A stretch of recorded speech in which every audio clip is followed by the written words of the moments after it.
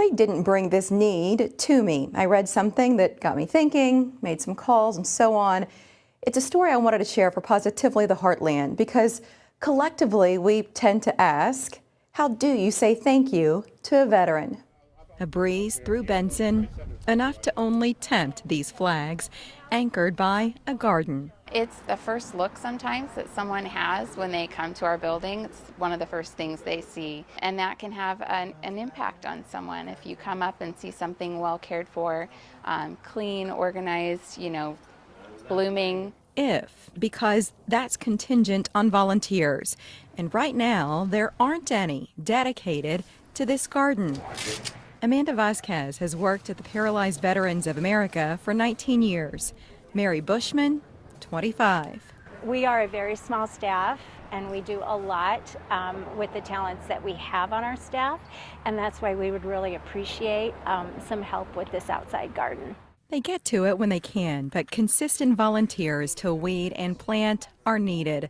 The PVA can cover materials. This chapter has about 140 members, including Dave Nelson Jr. And that kind of puts a face to what our organization here does. Everything is top notch here. It's just like that. You're describing something that's symbolic. Yes. To me.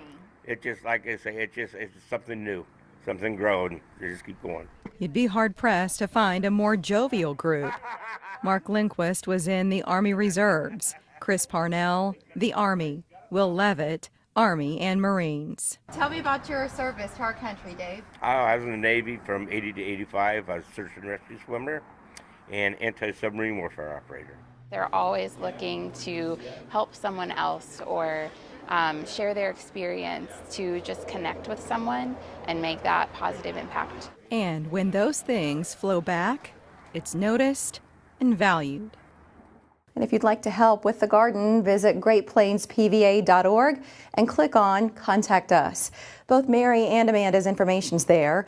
They'd also appreciate it if you knew about a few other things, like the Power Soccer program for adults and kids who use motorized wheelchairs. That's not just for veterans. It starts back up in the fall. And then the PVA Wheelchair Bowling League meets year-round, Mockingbird Lanes, and their national bowling tournament is later this month.